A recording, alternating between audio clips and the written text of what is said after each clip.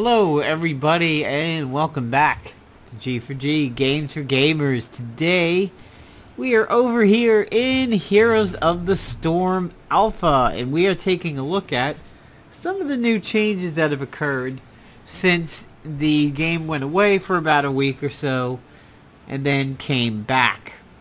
Well, so the UI has changed a little bit. You've got some stuff up here where you can directly invite somebody to party, and it will actually go ahead and pop up and offer people who are currently looking for a party. The friends list now uses the entirety of your Battle.net friends, and you do show up as being in this game whenever you're actually in it. But there's a little bit of weirdness in that your Battle.net ID shows to other people's like a bunch of weird numbers in it. I had one of my friends say, "Hey, what game are you in?" because your tag got weird, and I noticed that when I was in World of Warcraft and somebody was over here in Heroes, and it definitely was a little odd. So over in the shop we have two new characters, and they are Anub'arak and Azmodan. So we'll go ahead and take a look at Azmodan over here. First we'll jump into his skins. He's got his stock skin, which is called Lord of Sin. He's got a kind of really cool green one. I like that one. The blue looks very Wrath of the Lich King, very Arthas Frosty. And yes, that is actually another mouth that is down here below the nipple rings. You have the Azjol'Nerub Azmodan, or I like to call the Santa outfit. So he adds, he changes his armor a little bit. It's very hordish with the horde symbols and the lightning crotch. Now sort of a dwarf color over here and the Mogu color. Then you have his master skin, which really bumps up a lot of the head area. Get the purple kind of Kerrigan-y skin. And then the X-Files green. He's a ranged specialist.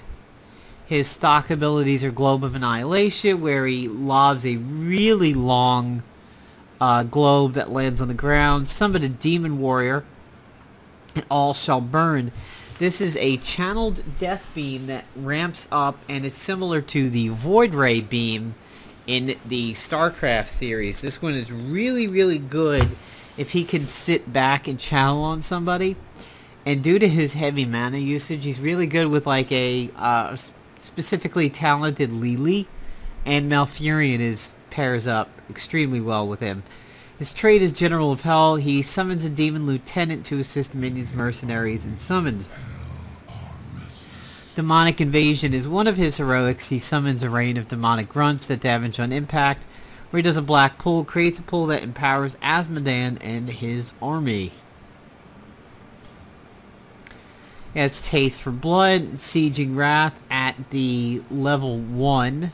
Enemies killed by Orb of Annihilation's impact permanently increases damage by 1. Increase the impact damage dealt by 50% depending on how far it traveled. This one's pretty good.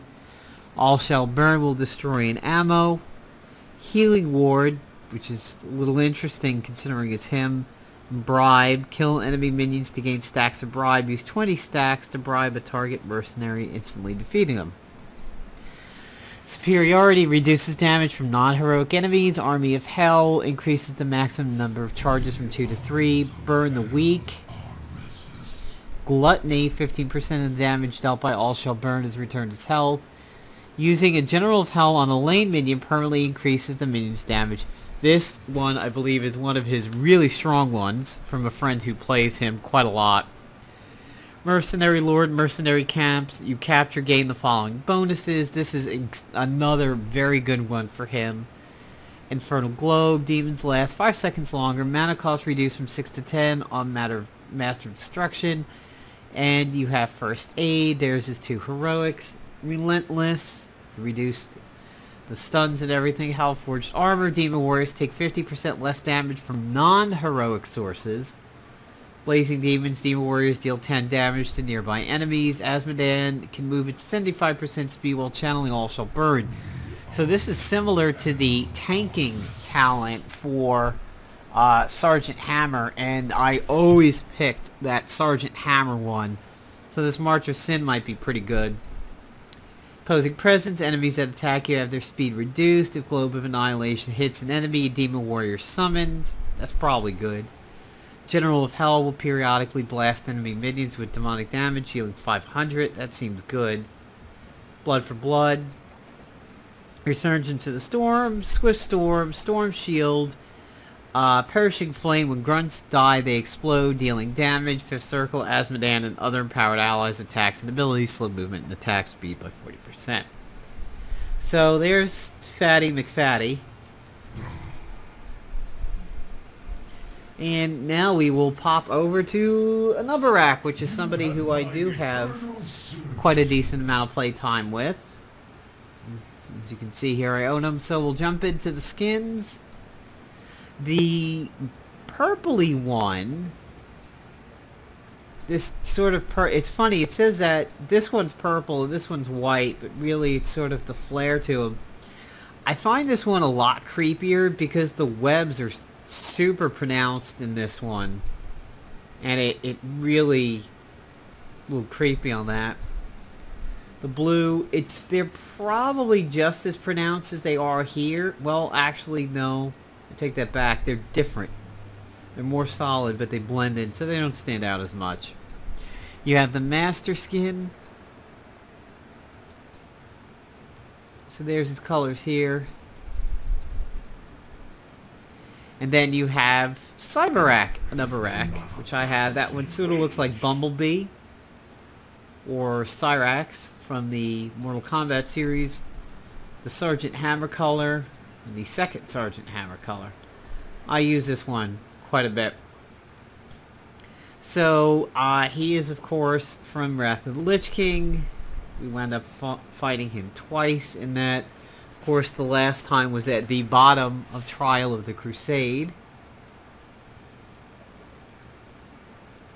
Impale, shoot a line of spikes that deals damage and stuns enemies. That's his one of his early ones. Hardened Carapace, which gives him a shield. Burrow Charge, this is one of his key and rather unique abilities here. Trait. You get a Scarab Host, which spawns a beetle whenever an ability is cast. A Locust Swarm is one of his abilities, and the Web Blast. I don't like the Web Blast, because the Web Blast wraps an enemy, and enemies can attack their friend to break him free, but he's immune to damage. That's why I don't like it. It's sort of like that Void Prison from Tassadar, except for the fact, or is it Tassadar, or is it Zeratul? I think it's Zeratul. Well, whoever it is, I never use it. And I don't like the Web Blast over here. Anyway, yeah, it's a nice little lockdown and everything like that, but I want the person who is locked down to be able to get beat on, rather than just sit there and, you know, essentially be immune to everything. So, that's why I don't pick that one. At level 1, you have Regeneration Master, Extended Spikes, Shield Duration up by 2 seconds, Assault Scarabs increases the attack damage to spawn beetles. I tend to go with Extended Spikes. Superiority, Locust Needles, Underking increases the range of Burrow Charge by 20%, lowers the cooldown. Legion of Beetles, automatically spawns a beetle every 8 seconds, can be toggled on and off. These bottom two are really, really good, and I tend to do Underking because it allows me to have one version of my charges be more offensive and another one of my charges to maybe get out. Sort of like Zeratul and his teleport. So I usually go with Underking. Mercenary Lord, Bed of Barbs, create a bed of spikes along Impale's path that slows enemy movement speed by 30, deals damage. Shed Exoskeleton using Hardened Carapace, increases Anub'arak's movement speed by a bit. Casting Hardened Carapace will also deal 50 damage to nearby energy. enemies and leeching scarabs, beetles will heal you when they attack and they're nearby. I pretty sure I tend to go with better barbs. Having a little bit of a bleed effect and reducing the movement speed is pretty solid, but also leeching scarabs is good. I would say if that would be his more tanky way of doing it, go with Legion over here and leeching over here. I go with Locust Swarm, which Locust Needles, that's a passive. Don't get those confused, they're a little bit different. Pretty much always go with Locust Swarm. Over here we have Burning Rage, we have Spell Shield, we all know what that's like. Chitinous Plating increases the shield amount by 50%. Anub'arak beetles also gain a shield equal to 120. If you are going, no matter what build you're going, I tend to go with Chitinous Plating. I think this would really go well with a beetle build. This one, I don't know that people attack the beetles often enough for this to matter. I haven't really seen it. Epicenter increases the impact area damage from Burrow, Beetle Juiced. If a beetle kills an enemy, its duration is refreshed. It becomes fully healed. Gains 100 bonus health and probably armor or attack or something. Blood for blood, rewind. If you go with a beetle build, you're probably going to want to pick this. I usually pick Epicenter. Resurgence of the Storm, Fury of the Storm, Hive Master. Anub'arak gains a permanent vampire locust that attacks a nearby enemy every 3 seconds, or Crypt Weave, gain a new ability to reinforce a web blast victim, increasing the time that it's trapped. So again, maybe good for locking down a healer or a stunner or a really high threat, but they're invulnerable, so I just don't like it. So that's my build over there. And new at the current point in time is we have 2 Halloween skins. I'll jump into Kerrigan first. I think she is really, really cool in this. At this angle, it sort of almost looks like there's vampire teeth over here. I think that's a trick of lighting. I don't think she does. I really like the white in her hair over here. It looks very Elvira mixed with a little bit of Disney in the whole rest of the outfit. And it sort of takes a little bit of the menace out of her and injects a little bit of fun. But yeah, I think it's pretty cool. I think the outfit's really detailed. And she has the skull on her butt over there. And Skeletor Abathur, whereas this one I find sort of lightens the mood a little bit. Skeletor Abathur is just downright creepy. The skull bursting, the skull getting bursted open by the brain over here. It really makes him look like super flaily with the way that armor is. If we go back and actually take a look at him directly, and we compare, wow, how far back was, oh yeah, there he is.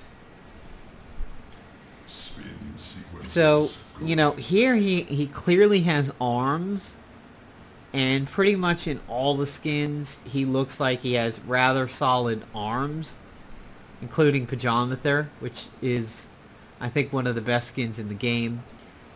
This just turns him very, very flaily and sort of reminds me a lot of, I think it's a scene in Aliens where, like, one of them is getting fought off and the tail is whipping around all the time. It makes it look like he's just going to try to slap you to death with these things. The fact that they lose sort of an arm-hand appendage to it makes it look really creepy, and at a distance you're not really going to even see that his face is in there. You're just going to focus on the upper skull and the green lights and everything. I think they could have made the lights up here maybe flicker, have a little bit of maybe like green flame coming up over it or sort of pulse. But again, I think they did a phenomenal job on the skin, and I really believe Abathur has the 2 best skins in the game. I mean, between Pajamathur over here, which is off the charts funny, and this one, which is just downright creepy, I think they're great. So as you know, as it transitioned from one of the alpha phases to another, there was a wipe, but I was able to rather quickly, and this is where you change your portrait now, you click over here at your number, I was able to rather quickly get something other than the standard Black Knight. So because I was in the first round of the alpha, we have the Lollipop Pony over here, sort of like Whimsyshire. I was able to get Anub'arak, Malfurion pretty quickly. And hopefully Zeratul is coming back. And currently in the free rotation, we have Diablo, we have ETC, we have Lily, we have Gazlo, we have Rhaegar and Tychus and Zeratul. And you just, you know, once you get up to 6, you're able to go ahead and snag that portrait. So, hope you guys enjoyed this video here on G4G, Games for Gamers, and catching up on Heroes of the Storm and getting to see some of what's new about it. Maybe get, continue to get enticed for it. If you hit watch, you will be able to see replays of past matches, and it does not really take up a lot of space. As you can see here, 37 files, it's only taking up about 16 megs. If I go and delete one, it doesn't actually seem to refresh, so let's go back. Let's see if it refreshes here. 36 files, so as you can see, I actually clicked on one by mistake. So yeah, it's not like Dota 2's watch, where it shows you a live match. It's one of your own, but maybe it's not too bad for learning from it.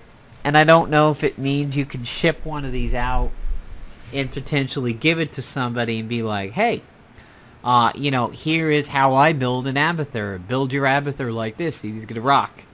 So that might be a possibility that you can, like, Gmail or do something to get a replay to somebody. And you even have speeds, which is pretty cool. So let's see, it doesn't seem to be following anybody. That's weird. I wouldn't have been Sonya. I was probably the Carrion? No, wait a minute. Who was I for this? 4, 3, 2, 1. That is... Oh, okay. It started me... There I go. Alright. So, yeah, there's kind of interesting there. It doesn't necessarily start you off on the team. There's one of my friends, Lathier. He's over on the Nova. I'm on the Bumblebee. Toggle replay timeline. Okay, pause. I wonder, how do you follow somebody?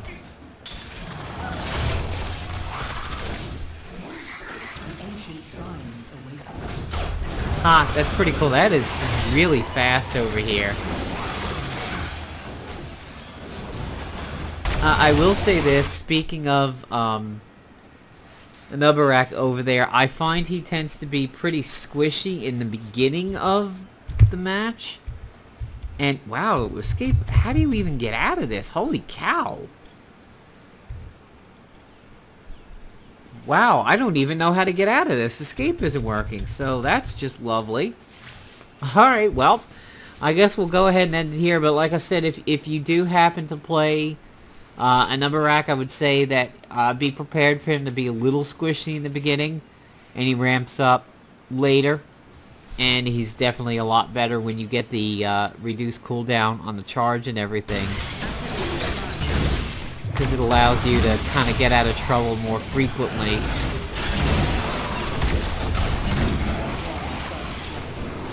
Yeah, okay, so even though this is my playthrough, it doesn't really focus on me. And, I don't know how to get out of this. Let me turn it back on. Yeah. Escape isn't getting me out of this, so... Alright, well, I'm gonna go ahead and call it a video over here while I try to figure out how the hell to get out of this replay. Take care, everybody.